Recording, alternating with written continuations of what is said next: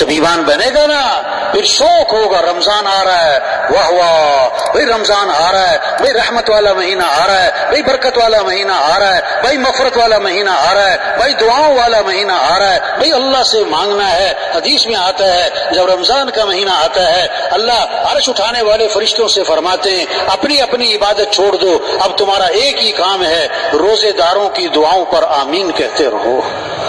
ہاں شوق ہو۔ حدیث میں آج نے ایک روزہ چھوڑ دیا رمضان کا، ساری زندگی روزے رکھتا رہے، ایک روزہ چھوڑنے کا جو نقصان ہوا ہے اس کی تلافی نہیں ہو سکتی۔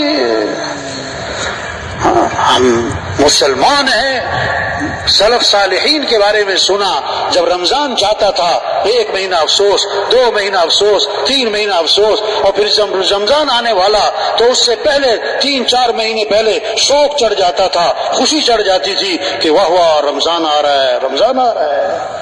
جب ایمان بنے گا نا پھر یہ شوق ہوگا نماز کا، شوق ہوگا رمضان روزوں کا، شوق ہوگا اللہ کے گھر جانا ہے، بیت اللہ حج پہ جانا ہے۔ حدیث میں آگے جس پر حج فرض ہے اور وہ نہیں کرتا، آپ نے فرمایا مجھے کوئی پرواہ نہیں، یا یہودی ہو کے مرے یا عیسائی ہو کے مر جائیں۔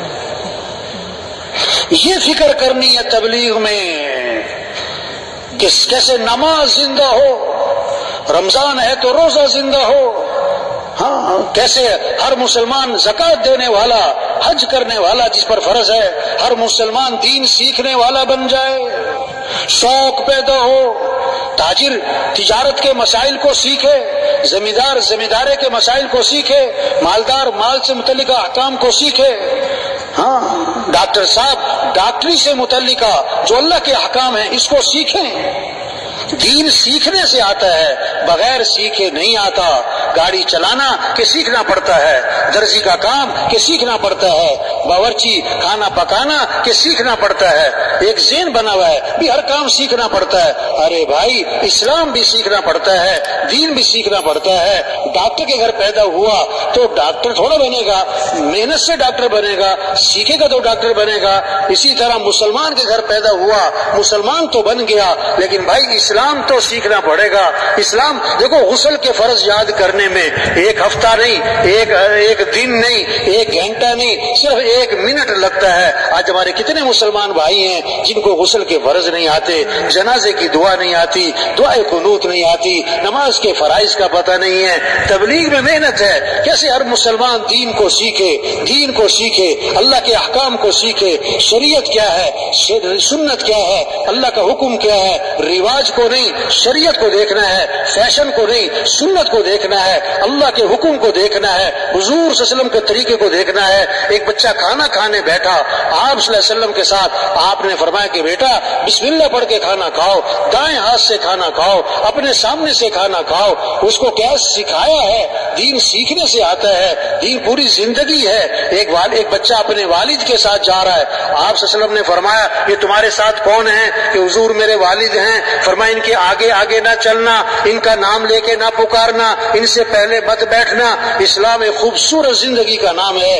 یہ محنت ہو رہی تبلیغ میں، ہر مسلمان دین کو سیکھے، اسلام کو سیکھے، اعمال کے فضائل کو سیکھے، تاکہ اعمال کا شوق پیدا ہو، گھروں میں تعلیم ہو، مسجدوں میں تعلیم ہو، تعلیم کے حلقے ہوں، ہر مسلمان تعلیم کے حلقے میں بیٹھے، اعمال کے فضائل کو سنیں تاکہ اعمال کا شوق پیدا ہو جائے، گناہ کے نقصان کو سنیں تاکہ گناہوں سے نفرت پیدا ہو جائے۔ آج مال کا نفع جانتے ہیں، چیزوں کا نفع جانتے ہیں، اس لیے چیزوں کا شوق ہے، اعمال کا نفع نہیں جانتے اس لیے اعمال کا شوق نہیں ہے۔ حضور صلی اللہ علیہ وسلم نے اعمال کا شوق دلایا ہے، اعمال کا نفع بتلایا ہے۔ تبلیغ میں یہ محنت ہو رہی، کیسے یہ بات دلوں میں اتر جائے کہ زندگی مال سے نہیں بنتی، زندگی اعمال سے بنتی ہے۔ کامیابی کا تعلق مال سے نہیں ہے، کامیابی کا تعلق اعمال سے ہے۔ اللہ کی جو مدد ہے مال والوں کے ساتھ نہیں ہے، اللہ کی مدد اعمال والوں کے ساتھ ہے۔ اللہ نے مال سب کو نہیں دیا، اعمال سب کو دیے ہیں۔ ہر آدمی مال والا نہیں بن سکتا، ہر آدمی اعمال والا بن سکتا ہے۔ سرمایہ وہ نہیں ہے جو موت پر چھوٹ جائے، سرمایہ وہ ہے جو موت پر ساتھ جائے۔ مال ساتھ نہیں جائے گا، اعمال ساتھ جائیں گے۔ سرمایہ مال نہیں ہے، سرمایہ اعمال ہے۔ سرمایہ دار مال والا نہیں ہے، سرمایہ دار اعمال والا ہے۔ سرمایہ دار اعمال والا ہے یہ جس کے پاس اعمال نہیں ہے۔ یہ فقیر کون ہے؟ جس کے پاس مال نہیں، نہیں فقیر وہ جس کے پاس اعمال نہیں۔ یہ قبر کا فقیر ہے، یہ قیامت کا فقیر ہے، یہ آخرت کا فقیر ہے. صحابہ کے پاس مال نہیں اعمال تھے.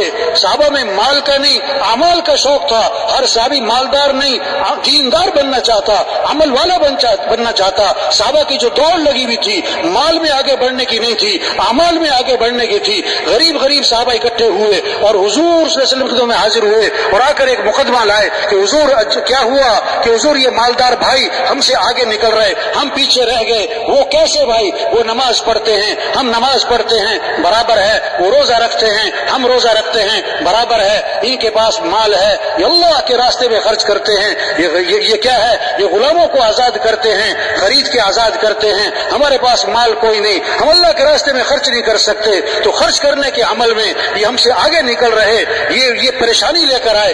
آپ نے فرمایا میں تمہیں ایسا عمل بتلاتا ہوں جو اس عمل کو کرے گا اس سے آگے کوئی نکل نہیں سکے گا, اتنا اجر کمائے گا اس کے برابر کوئی پہنچ نہ سکے گا.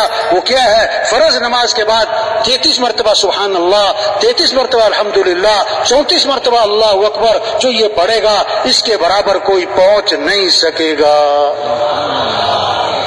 اب غریب صحابہ بڑے خوش ہو گئے, واہ واہ ایسا عمل ہاتھ آ گیا, ہمارے برابر کوئی نہیں پہنچ سکتا. اب مسجد میں گئے, نماز پڑھی نا تو بیٹھ گئے, اب جناب تسبیح کر رہے. اب اس زمانے کے جو مالدار تھے انہیں بھی شوق کس کا تھا؟ انہیں بھی شوق کس کا تھا؟ عمل کا.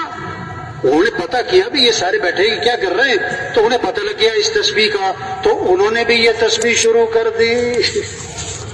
اب غریب صاحب پھر پریشان, دوبارہ آپ کی خدمت میں حاضر ہوئے, آ کے عرض کی اللہ کے رسول وہ تو مالدار بھائیوں کو پتہ لگ گیا اس تسبیح کا, انہوں نے بھی شروع کر دی, وہ تو پھر ہم سے آگے نکل گئے. تو آپ نے پتہ کیا فرمایا؟ ذالک فضل اللہ یؤتیہ من یشاء, یہ تو پھر اللہ کا فضل ہے, اللہ جسے چاہے عطا فرما دے, اللہ جسے چاہے. ہاں اس سے بات سمجھ میں آئی.